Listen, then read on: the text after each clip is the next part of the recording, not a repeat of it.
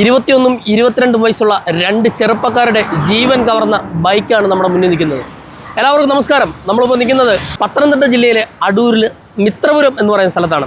ഇന്നലെ രാത്രി 12:30 ടൂറിസ്റ്റ് ബസ്സിലേക്ക് ഈ ബൈക്ക് ഇടിച്ചു കയറുകയായിരുന്നു. നിശാന്ത്, അമൽ എന്ന് പറയുന്ന രണ്ട് ചെറുപ്പക്കാർ സ്പോട്ടിൽ തന്നെ വെച്ച് മരണപ്പെടുകയായിരുന്നു. കാരണം ഈ കൊട്ടാരയ്ക്ക് ശരിക്കും പറഞ്ഞാൽ വാളകം മുതൽ ഈ പന്തളം വരെയുള്ള റോഡ് വളരെ അപകടം പിടിച്ച ഒരു റോഡാണ്. കാര്യം അത്ര അധികം അപകടങ്ങൾ ഈ പന്തളത്തിനും ഈ പറയുന്ന ആയൂര്, വാളകം ആ ഭാഗത്ത് നടക്കുന്നുണ്ട്. ഡെയിലി ഒരു ആക്സിഡൻറ്റ് എങ്കിലും ഇല്ലാത്ത ഒരു ദിവസം പോലും ഇല്ല ഈ റോഡിൽ.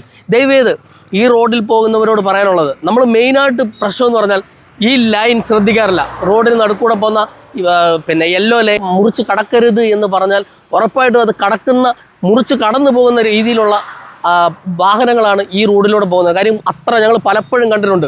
പല വാഹനങ്ങളും ലൈൻ പോലും മാറി കടന്നു പോകുന്നത്. ഇവിടെ സംഭവിച്ചത് എന്താണെന്ന് യഥാർത്ഥത്തിൽ അതിൻ്റെ CCTV കാര്യങ്ങളോ ഒന്നും വന്നിട്ടില്ല, വ്യക്തമായിട്ടില്ല. അപ്പം ഈ പറഞ്ഞ രണ്ട് ചെറുപ്പക്കാരുടെ, അതായത് ജീവിതത്തിലേക്ക് കടന്നു പോകുന്ന രണ്ട് ചെറുപ്പക്കാർ, 21ഉം 22ഉം വയസ്സുള്ള രണ്ട് ചെറുപ്പക്കാരുടെ ജീവനാണ് ഈ മിത്രപുരത്ത് നഷ്ടപ്പെട്ടിരിക്കുന്നത്.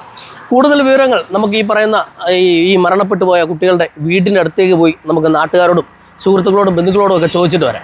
ഇത് ഇന്നലെ രാത്രി ഒരു 11:50, 12 മണിക്ക് മുമ്പായിട്ട് 11:50-നും 12 ഇടയ്ക്കാണ് ഈ സംഭവം നടക്കുന്നത്. അതൊരു കഴിഞ്ഞൊരു 10-15 മിനിറ്റ് കഴിഞ്ഞപ്പം ഞാൻ സംഭവ സ്ഥലത്തെത്തി. നമ്മൾ മനസ്സിലാക്കുന്നത് ഇത് ആന്ധ്ര രജിസ്ട്രേഷനുള്ള ഒരു ടൂറിസ്റ്റ് ബസ് ഈ ബൈക്കുമായിട്ടാണ് ഇടിച്ചത്. അപ്പോൾ ഉടൻ തന്നെ ഈ സംഭവം നടക്കുന്ന സമയത്ത് തന്നെ ബഹുമാനപ്പെട്ട പുതുപ്പള്ളി MLA ശ്രീ ചാണ്ടി ഉമ്മൻ അവർ ഇതുവഴി വരികയും അദ്ദേഹമാണ് സംഭവ സ്ഥലത്ത് ആദ്യം അദ്ദേഹത്തിൻ്റെ വാഹനം നിർത്തി രക്ഷാപ്രവർത്തനത്തിന് വേണ്ട ക്രമീകരണങ്ങൾ ചെയ്തു. 108 ആംബുലൻസ് വിളിക്കുകയും SPO ഓഫീസ് വിളിച്ച് പോലീസിൽ വിവരം അറിയിക്കുകയൊക്കെ ചെയ്ത് അദ്ദേഹമാണെന്നാണ് നമുക്ക് മനസ്സിലാക്കുന്നത്. ഉടൻ തന്നെ എത്രയും പെട്ടെന്ന് തന്നെ ആംബുലൻസ് വരികയും അദ്ദേഹം ഉൾപ്പെടെയുള്ള ആൾക്കാർ, ഇവിടെ ഓടിക്കൂടിയ ആൾക്കാർ ഉൾപ്പെടെയുള്ളവർ ചേർന്ന് ഈ ബൈക്കിൽ വന്ന രണ്ട് കുട്ടികളെയും അടൂർ ജനറൽ ഹോസ്പിറ്റലിൽ എത്തിച്ചു എന്നാണ് നമുക്ക് മനസ്സിലാക്കുന്നത്. അതിനുശേഷം പോലീസും നാട്ടുകാരും ഒക്കെ ഇവിടെ എത്തി, ഫയർഫോഴ്സ് എത്തി, റോഡിലൊക്കെ ബ്ലഡും മറ്റ് ഈ വാഹനങ്ങളുടെ അവശിഷ്ടങ്ങളായിരുന്നു, അതെല്ലാം ക്ലീൻ ചെയ്തു. ഈ പ്രദേശം എന്ന് പറയുന്നത് ഒരു അപകട മേഖലയാണെന്നാണ് നമുക്ക് മനസ്സിലാക്കാൻ പറ്റുന്നത്. ഞാൻ ഈ പ്രദേശവാസി ആയതുകൊണ്ട് പറയുകയാണ്.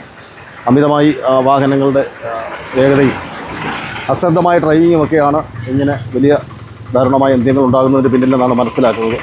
അതിന് ഉത്തരവാദിത്തപ്പെട്ട MVD ഡിപ്പാർട്ട്മെൻറ്റും പോലീസ് ഡിപ്പാർട്ട്മെൻറ്റും പൊതുമരാമത്തുമൊക്കെ എന്തുകൊണ്ട് ഇങ്ങനെ സംഭവിക്കുന്നുള്ളതിനെക്കുറിച്ച് ഒരു അന്വേഷണം നടത്തി, ഒരു പഠനം നടത്തി അതിനൊരു പരിഹാരം കാണണം എന്നാണ് ഒരു പൊതുപ്രവർത്തനം എന്ന നിലയിൽ എനിക്ക് പറയാനുള്ളത്. ശരിക്കും പറഞ്ഞാൽ ഇവിടെ വെച്ച് തന്നെ ഈ കുട്ടികളെ മരണപ്പെട്ടിരുന്നു. അതോ ഞാൻ മനസ്സിലാക്കി, ഞാനിവിടെ വന്ന കാര്യങ്ങൾ തിരക്കുമ്പം നമുക്ക് മനസ്സിലാകുന്നു ഒരാൾക്ക് അനക്കമുണ്ടായിരുന്നു, ജീവൻ ഉണ്ടായിരുന്നു.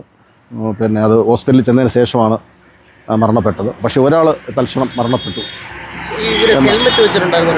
അതിനെക്കുറിച്ച് എനിക്ക് വ്യക്തമായി അറിവില്ല. റോഡൊക്കെ ബ്ലോക്ക് ആയിരുന്നു. ബൈക്ക് ഇതേ സ്ഥലത്ത് തന്നെ കിടക്കുകയായിരുന്നു. ബസ്സിൻ്റെ ഒരു ഫ്രണ്ടിൻ്റെ ഭാഗമാണ്, റൈറ്റ് സൈഡിലെ ഭാഗമാണ് ഈ അവശിഷ്ടം. ബസ് ലെഫ്റ്റ് സൈഡിൽ തന്നെ, ബസ് ലെഫ്റ്റ് സൈഡിൽ കിടക്കുന്നതായിട്ട് നമ്മൾ കണ്ടത്. അപകടത്തിന് ശേഷം ഒതുക്കിയിട്ടതാണോ അതോ അതേസമയം അത് അവിടെ ഉണ്ടാകുന്ന സമയത്ത് നിർത്തിയാണോ എന്നറിയില്ല. എന്തായാലും ബസ് തെക്ക് നിന്ന് വടക്ക് സൈഡിലേക്ക് പോകുന്നതായിട്ടാണ് നമ്മൾ കണ്ടത്. ബസ് വടക്ക് സൈഡിൽ കിടക്കുക, ബൈക്ക് ഇതേ സ്ഥലത്ത് തന്നെ കിടക്കുക.